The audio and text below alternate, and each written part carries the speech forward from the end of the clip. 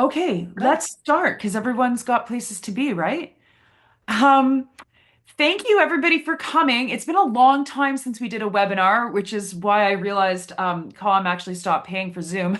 So thank you to the Canadian Freelance Union, which is my union. I'm the president, so I guess thank you to me for just stealing theirs.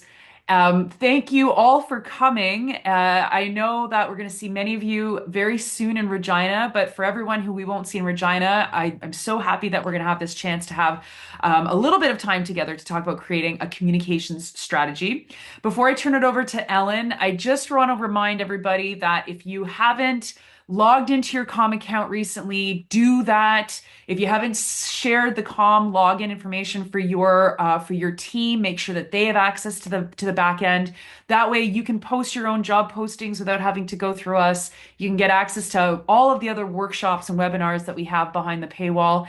And you can even update your profile and look all across Canada who's got their active profiles, who's doing communications work all over the place.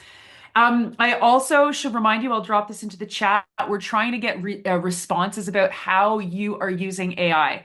Do you love AI? Do you absolutely hate AI? All of your answers are going to help to inform our advanced day on June 4th in Regina on AI. And we're going to hopefully create some sort of policy document that will be useful for all union communicators in Canada related to using AI. Um, and so stay tuned for that. I will drop that link in to the chat while we're doing this. And if you aren't a COM member, because I believe that there's a couple of unions that aren't COM members, or if you don't even know what COM is, you think that we're the sleep app. We're not. We do get that all the time. When I when I go to hotels, they look at my thing, and go, "Oh, I fall asleep to you every night." And I think that they're talking about my podcast, and they're not. They're talking about the calm.com app. Okay. Um, be in touch with me. Tawil is on the call as well, who's Com's staff person, and we will get you set up with membership. It's not very expensive, and we're a really fun group. I am super pleased to introduce Ellen. Ellen has been, as we say, a commie for a while. She's been around Com for a long time. And is has graciously offered to do this workshop for us, how to create a communications strategy. She's based in Winnipeg. She's a communications whiz with the Manitoba General Employees Union, and I'm sure she'll introduce herself further. And I'm going to go and mute myself and let the magic happen. Sounds great. Thanks, Nora. Thanks for the opportunity to be here. I am pleased to share with you about something that is very special to me. It's strategic communications. I find it a really important way and approach to doing communications that can help just boost what we're doing and have us see greater effect in the work that we're doing. So, as Nora said, I'm on Treaty 1 territory in Winnipeg. It's the original lands of the Anishinaabe, the Cree, Ojibwe, Dakota, and Dene peoples, and on the homeland of the Métis Nation. And I like to seek out ways that I can find to decolonize the work that I'm doing in communications. I do a lot of reading and attending workshops and making sure that I'm incorporating what I've learned that way into the communications that I'm doing so that it is respectful and thoughtful.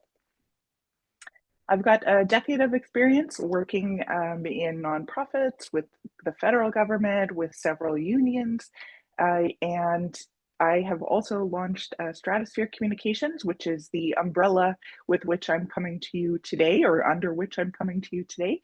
I have a freelance consulting company where I do some strategy development, some content creation, and as well as presentations or workshops like this. So my mission there is for strategic communications to help change makers say mission accomplished. Oh, and I am also a proud member of the Canadian Freelance Union. At Stratosphere Communications, I like to say that it was a unanimous vote to unionize because it's just me. So it's pretty easy.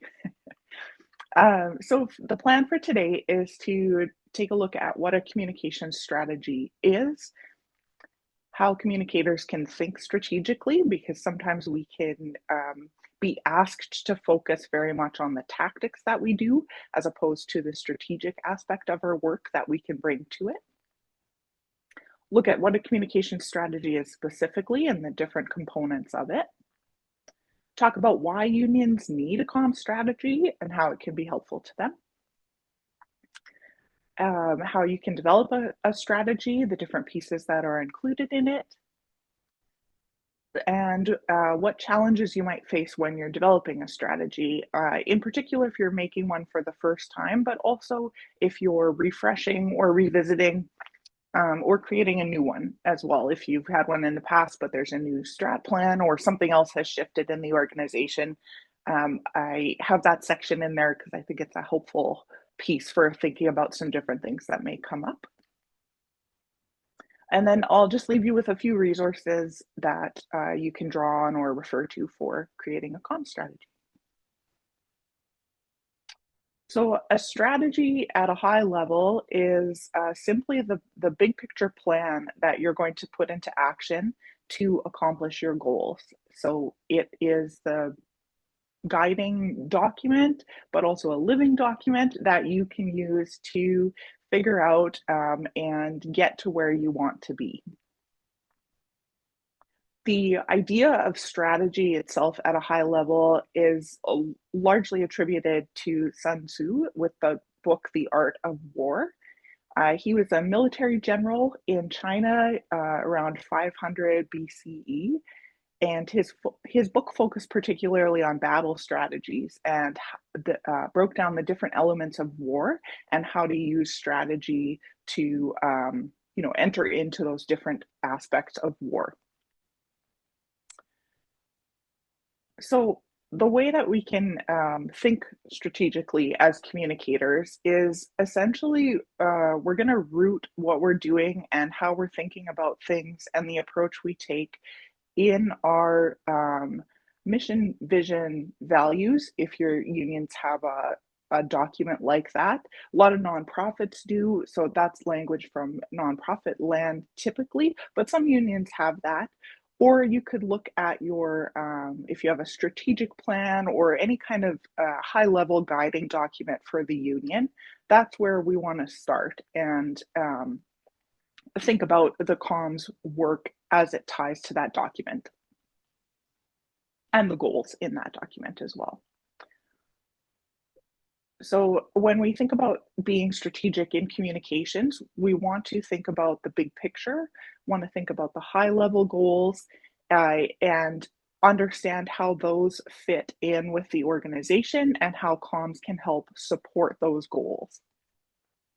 So we'll use critical thinking skills to do that, which typically, at least for me, and maybe for many of you on the call as well, looks like asking a lot of questions. If we're asked to do something that is very tactical, like, add this to a web page or, tweak this thing or get media coverage for this, finding out why that request is being made in that specific way is always helpful because there may be underlying things behind the request that we can help draw out in order to make sure that what we're being asked to do actually meets that underlying goal that people have, or the problem that's underneath everything that they're trying to solve by doing X, Y, Z.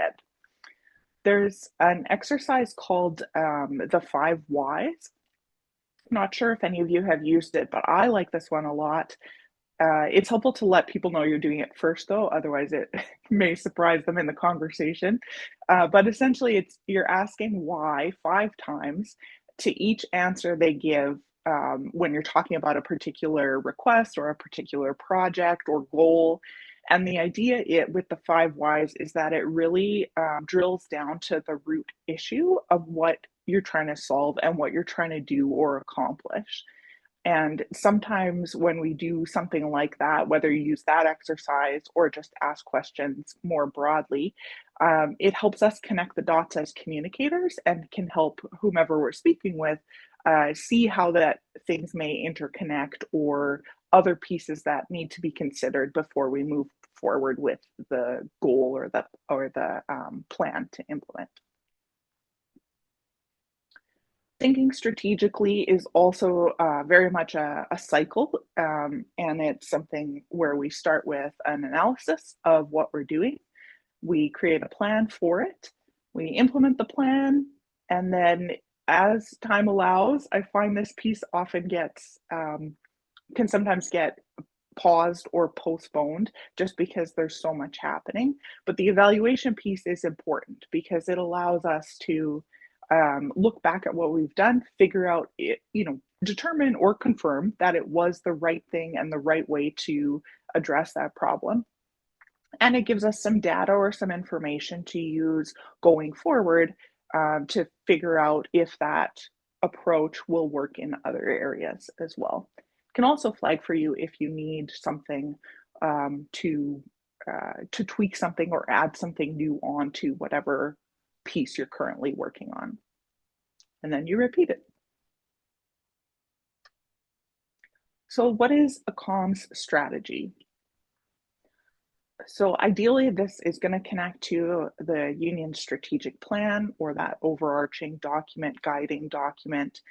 Um, if your union doesn't have one, one of the challenges we'll talk about further to the end of the presentation is about how to build a plan or a strategy if there is no overall vision or path. Um, that's documented, that's clear, like we all have, growing membership, serving members well, building or sorry, bargaining good deals, those kinds of things. But sometimes there's other pieces within a union that need to be worked on or can be built on or grown, and then comms can help with those ones. So we're looking for pieces in the strategic plan that comms can directly support and help accomplish that goal. There will probably be some goals in the strat plan that are not connected to comms directly or that there isn't a clear path, but look for the ones where there are pieces that for sure communications can help with and can be an asset to helping accomplish that goal. A communication strategy will provide an outcome-oriented, informed, and consistent approach to communications, which is helpful for large teams where you all know that you're working on the same playbook or working off the same playbook. And even if you're a smaller team or just a team of one fighting the good fight out there in comms land, it's still helpful because it can be a reference point for when others have questions about what you're doing or why you're taking a certain approach or focusing on certain social media channels and not others, that type of thing. It just clarifies for everybody in the organization what the approach to communications is.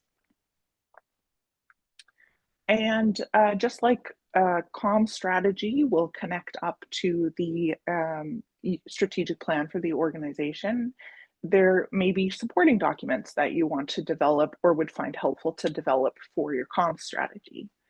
So these could be things like a social media strategy, visual identity guide, maybe there's some website procedures that you have, or crisis communications plans, things like that that are connected to the comm strategy and help guide your work, but aren't directly the comm strategy itself. Depending on the makeup of your comms team, some of those documents could be created by yourself internally or working with external agencies to get those developed. And if you're looking at creating any of these kind of supporting documents or even a comm strategy for the first time, reach out to fellow unions, communications teams, and see if they're willing to share or if they have something that they can share with you as a starting point or a reference. Nora mentioned the great resources that Calm has and the great networking there. So if there are folks that have a similar type of union as focus on a certain area, faculty association, healthcare focus, what have you, there may be folks that you can connect with who can already help you get a start or give you a sample to work from. So why do we need a communication strategy? Why does it matter? Um, there's a few key reasons that comm strategies are helpful and worth the time to develop.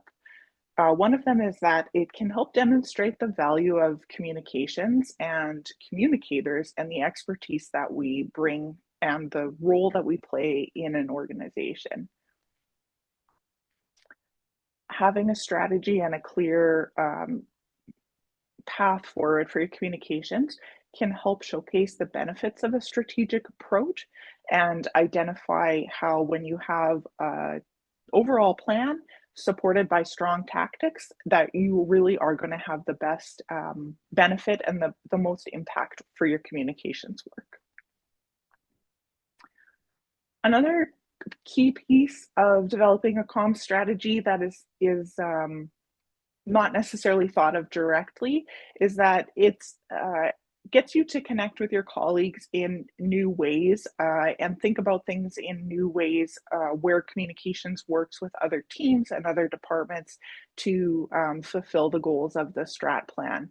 Because you're through some of the different components in the comm strategy, you're going to be connecting with your colleagues, with leadership, perhaps with through like a member focus group, you might be connecting with members or with the board or different committees. So there's lots of opportunities to build or grow the relationships that you've got or create new ones. So without a communication strategy, our communications can be sometimes scattered, unfocused, random, disjointed, and very focused on tactics. Tactics focused approach to comms is not necessarily a bad one per se, but it doesn't tap into all of the benefits that having a strategic approach to communications can bring. So when you have a strategy, your comms is organized, it's aligned, it's consistent, streamlined, and strategic. So one of the pieces that I like to talk about when I share about communications is that we have an opportunity as communicators to help switch the perception of comms from being a tactics focused profession to one that is strategic and supported by strong tactics, like I mentioned. The shift means that we're viewed and invited to be more on a collaborator um, level. We're in the room for some of the bigger picture discussions, bringing that strategic approach and the communications focused approach that is different than what other departments offer sometimes, or can be aligned and just build on what other teams are offering in terms of strategy and big picture thinking. So the tactics kind of approach is where folks will come to us and say, make this go viral on social, everybody's favorite, or get this in the news. We want to be in the news, and that's a way to do things, of course, and it does work sometimes. Although the viral bit these days on social, who even knows what, how that's looking. But the strategy is the big picture planning that we do prior to the tactics. So people can still come with ideas, of course, about things that they want to see. And then we would take that information and consider it in light of what the goal is, what the audience is, what the tools or the channels are that we're using, and then come back either with a recommendation of a different tactic that's better suited to what they're trying to do, or having that tactic be part of a broader approach to make sure that we're getting the most impact for the work that we're doing. There's this book that is very much a businessy comms book, but it is helpful to give some different insights I found and a different kind of way of thinking about comms. The One-Page Marketing Plan by Alan Dibb. And there's a quote in there that I really liked, which ties to what we've just talked about, which is, you need both strategy and tactics to be successful, but strategy must come first and it dictates the tactics you use. And I just think that really sums up how to shift and the approach that's the best suited for strong and impactful communications. So with all that background, let's shift into how to develop a comms strategy and the different pieces that are within it. So I mentioned before that it can be a cycle. It's a cycle. So we start with the union strategic plan with the research and analysis phase. If you're looking at this graphic here, we're looking for the areas in the strat plan that communications can directly support and picking those areas and being selective about which ones we would like to contribute to or where we feel there's the strongest potential for impact. Then we will create our, look at our PR objectives, our communications objectives, and see what it is that we want to accomplish that's tied to the strategic plan. We'll build our comm strategy. We will create any of the, collateral, the assets, the materials that we need for supporting the strategy's objectives and goals. We'll put the plan into action, through the campaign execution phase, and then we will evaluate the plan. Essentially, we're creating the plan, working the plan, and evaluating and reporting back on the plan. So super simple when you look at it in a little graphic like this, but definitely a complex and time-intensive process. It can be, but definitely worth it. So the first piece to include in a comms strategy, it's one of 7 that I recommend being included. The first one is a goal. So this is going to be a high-level goal. Think about the blue sky thinking, 30,000 foot high-level goal that you're trying to accomplish. This is the one big change that you really want to see within your union. So whether your focus is on, growing your membership, or whether it is bargaining stronger deals or something like that, we're talking high level here. What is it that we really want to see movement on, forward sort of projection path, right, that you want to take? So you'll look at the goals, mission, vision, and values in the strategic plan to shape this high-level goal. And ideally, it's a goal that will encompass all of the work within your comm strategy. So the second piece to include is objectives. And these are going to be the more tangible items that you're going to accomplish and work on throughout the comm strategy and over the period of the comm strategy. So these, you can think about SMART goals, creating them where they're specific, measurable, attainable, realistic, and timely. So that way you've got clear direction and a clear way that you want to accomplish something. And it gives you an easy way to conduct your evaluation later on because you've taken the time to think about all of these pieces so you can identify clearly whether those objectives were met at the end of the strategy. If you don't have data from previous strategies or you don't have, a lot of tangible insights that way or metrics to help create these goals, one of the objectives can be to create a plan for capturing data or analytics, right? Figure out what that evaluation piece will look like for you. There's no real limit per se to the number of objectives that you can have in your strategy. It's up to you and what you feel will be something you can accomplish and what is relevant to the overall goal. But they do need to be reasonable, right? Keep that realistic part of the SMART goals in mind. So it might look like 10 objectives or it might look like 3, but just keep your expectations realistic for what you can do and the things that you can accomplish. The next part of a comm strategy will be an analysis section. So this is where we'll take a look at doing an environmental scan, looking at internal and external factors that may impact or affect our communications.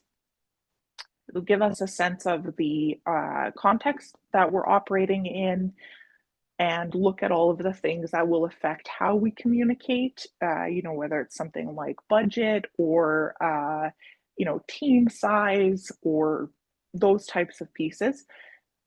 It'll look at things that we affect what we communicate. So, what's the global or local political context? Is that going to affect things? Have our audiences shifted? Have there been key changes in the environment around us that are going to impact how we communicate and what we communicate? So there's some different tools that you may have heard of. You may have one that you like in particular that works well for you to help conduct an analysis. Some examples are the SWOT, so looking at strengths, weaknesses, opportunities, and threats. Another one, if you're wanting to expand that and get a little bit more granular on certain sections, is a pestle analysis. So that's looking at the political, economic, social, technological, environmental, and legal aspects of the environment. The next section to include will be your audiences. So this will help you identify who you're talking to and uh, identify clearly what those groups are. There's definitely going to be some subgroups within your audiences, but at a high level, there's usually 1 to 3 sets of audiences that people will have. But there's different ways to structure this. So you may already have a sense of what works best for your union, but an example of how to structure the audience section would be to look at primary, secondary, and influencer audiences. So the primary section would be the people who are absolutely essential to help you accomplish your goal. So for unions, likely members are going to be a primary audience. They're really important to the work that we do and the reason why we do the work we do. A secondary audience would be people or groups that are nice to know, maybe able to help you in some way to accomplish your goal. Could be things like partner organizations or stakeholder organizations. So they're not directly the ones tied to your message or tied to your action items, but they might be able to work with you on it, or they're aligned in terms of your what you're trying to accomplish. And then the third audience would be influencers. So these are groups or people that can champion your message and broaden your reach. So this would be like media is a clear example of an influencer audience. So with your earned or paid media, that can fit into their groups, like if there's any national unions that you belong to, or provincial unions or provincial labor organizations. These could be folks who could fall into the influencer category. So how do you develop your audiences? How do you know who these groups are? If you're new to the union that you're working in or the team that you're working in, or it's the first time you're developing a comm strategy and really thinking about how to get this documented on paper, work with what you know, of course, obviously, and your expertise. Also connect with your colleagues and leadership. That's a great place to start to determine how people are thinking about who you connect with and why you're connecting with them. You could also do something like a member survey to get to know your members, find out their priorities, find out, some of the tools and channels that they use and how they want to hear from you. Member surveys can be a great way to do that. And if you have an e-newsletter or social media channels, that's another spot where you can ask key questions. You might not put all of the survey questions out on social, but if there's 1 or 2 things that you're looking for responses on, you can promote that on social or through an e-newsletter. Of course, this can take some time to gather audience information, especially if you're doing something like a survey or a poll or a broader outreach. So, working with an external company might be an option to help develop something, or working with similar labor organizations who might have some of that information already from, at a slightly higher level, but it might be helpful for you to develop your audience section. So then next we shift into key messages.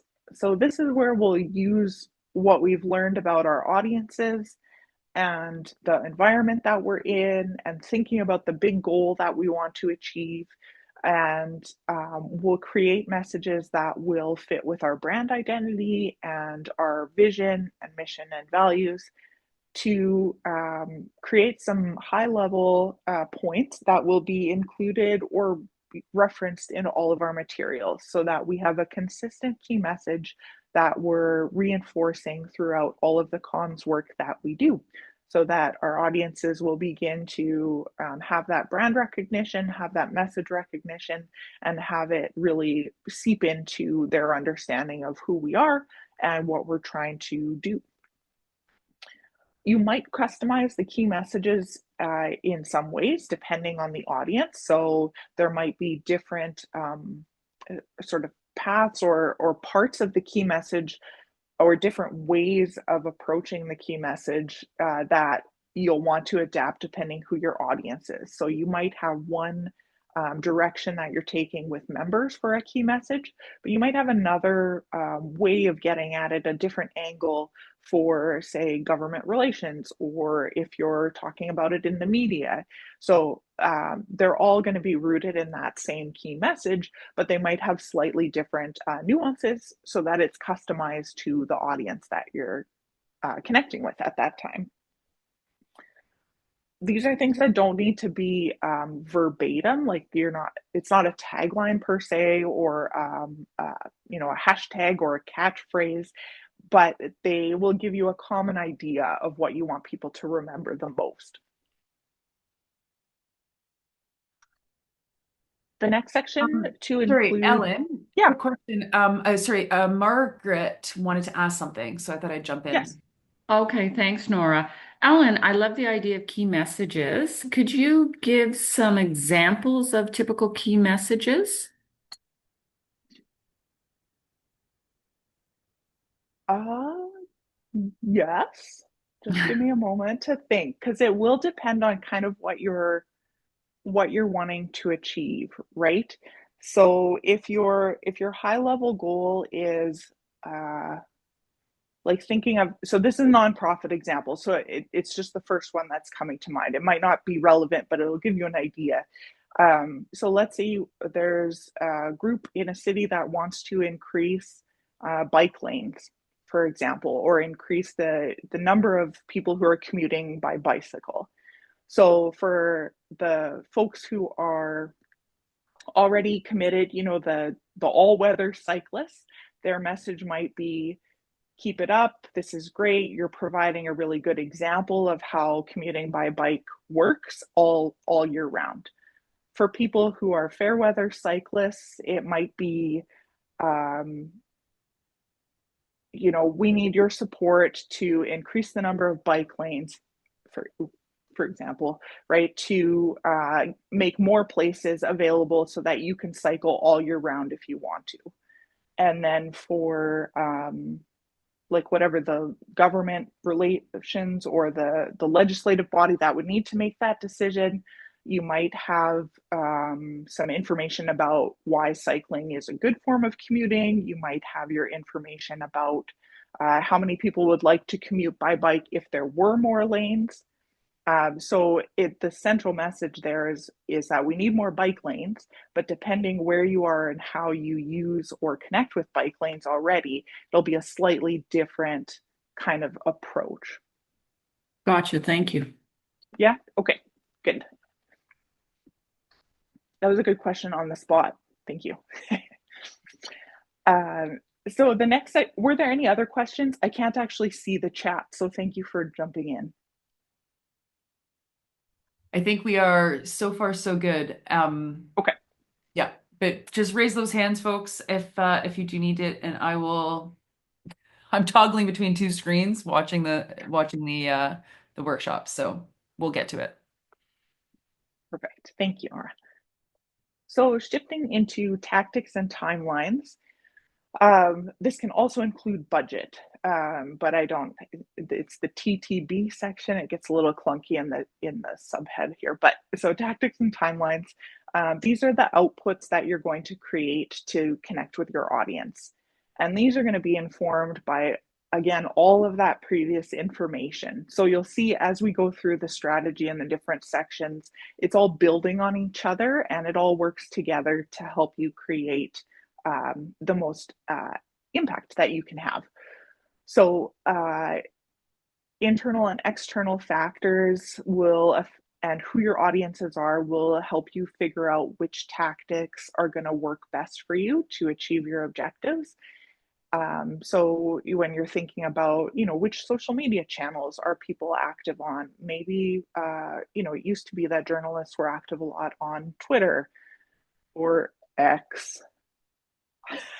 But and that may be the case still, or maybe some have shifted to Blue Sky. So when you're thinking about your or Mastodon, when you're thinking about your external audience, there, your influencer audience, you're figuring out where they're active, how best you can reach them, and same thing with your members.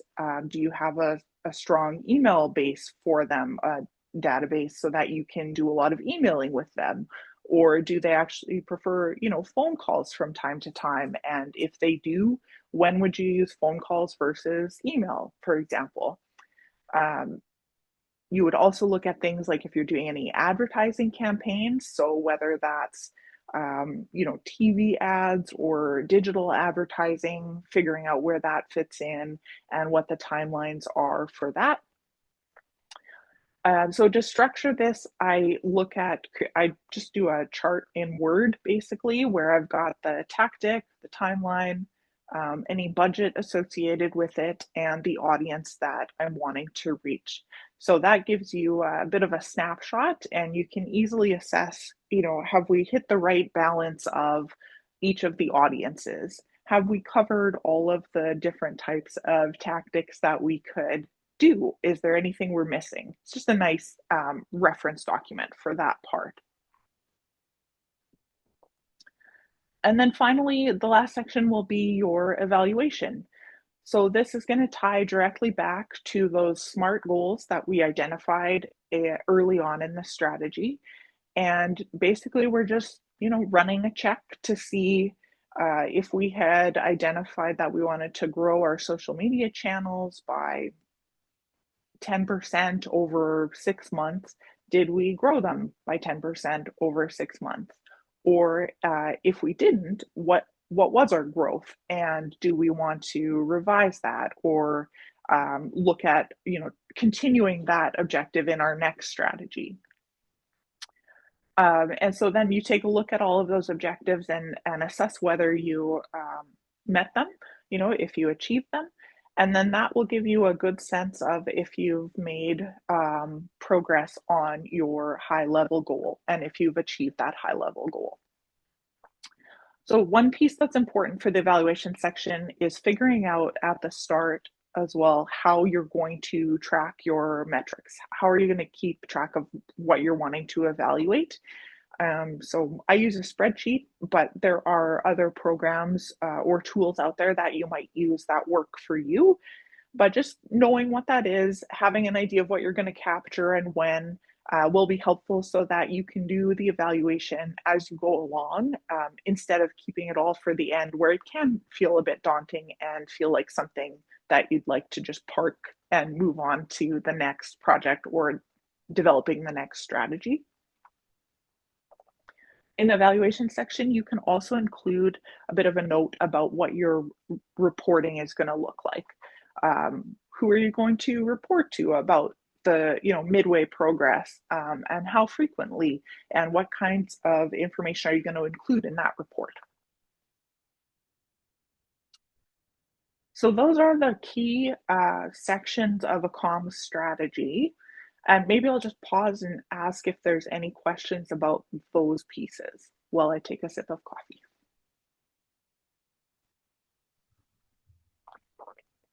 Anyone? Not seeing any. I think you're good to Okay, go. sounds good. So looking at some challenges that you might face when you're developing a comm strategy, and hopefully some tips that are helpful for addressing them. So the first one we've talked about a bit already. It's about helping shift the perception of comms from a tactics only to a strategic team and being viewed that way and worked with in that way. So for this is partly work on our end and partly work for leadership to consider. And what we can do is help to advocate for why a strategic approach is important and explain to people the difference between a strategic and a tactical approach. It's our time to shine as comms professionals because we know the expertise that we have and we know the value that we can bring when we are part of those conversations. I find comms folks have just different ways of looking at things because we do have to look at so much of that whole picture in order to be effective at what we're doing and in order to really understand what we're doing as well. So the questions that we ask and the considerations that we raise are really helpful that way. So the more you can do that way within your own team or your union, as the culture and context allows, right, is going to help. Um, the awareness trap. This is, an interesting one because I think sometimes what we talk about is wanting to raise awareness about our organization or our union, making sure people know who we are. Well, they don't know who we are. We have to raise our awareness. And while that can be certainly part of your plan, or one of the objectives that you have, it's not necessarily a goal in and of itself because raising awareness of something doesn't necessarily mean that there's going to be change. So you might not be achieving your high level goal by raising awareness. It'll help, probably, right? But it's not necessarily going to be that thing that creates change. So if you find yourself in this place where you're thinking about awareness, you do need more people to know about a campaign, or you need more people to know about your advocacy work. Um, think think about the next step of what do you want people to do once they're aware of you? What's that tangible action that they want to take? And craft that into a sentence that's got to-dos, calls to action in it. So that way you're building on the awareness piece, but you're also making it something that is tangible for people to do and for you to measure and follow up on later on. And maybe your union doesn't have a strat plan, or maybe there isn't a mission or vision or some of these other kinds of guiding documents. So that can be a little bit challenging, of course, because as I've demonstrated and shared, that high level document really is the starting point for the work of a comm strategy. But there are ways and questions that we can ask to help clarify um, the goal for our comm strategy and also to help folks think about more broadly the goal of the union and what we're wanting to do. So some questions to ask would be things like, why does this union exist? What are we striving to do? How do we hope to impact people? What changes do we want to see in the world around us? And then what does success look like? And how will we know when we've got there? So those questions will help draw out some of the big pieces that we would need as communicators to know what it is that we want to do and how to shape our work. Um, so being humble here, I reference in terms of knowing what it is we can accomplish and be tying to those realistic parts of the SMART goals and knowing what and identifying what problems or opportunities are actually within the comms umbrella. I think as comms people, sometimes we can, maybe it's just me, we can be process focused or have that, that bigger understanding. And so it can be easy to identify ways that we can help, or, if we've taken project management courses, some of the other skills that we have that have built us into strong communicators can also make it easy for us to say, oh yeah, we can help with this or with that, but really just focus on what are the comms related pieces that we can take on and devote most of our efforts to. So I just realized in prepping for this workshop that, or presentation, that I have Be Humble and then I have Sell Your Strategy side by side. So just made me chuckle a bit. But your comm strategy will probably need to be sold, or at least pitched to your leadership, to management, as well as to your colleagues.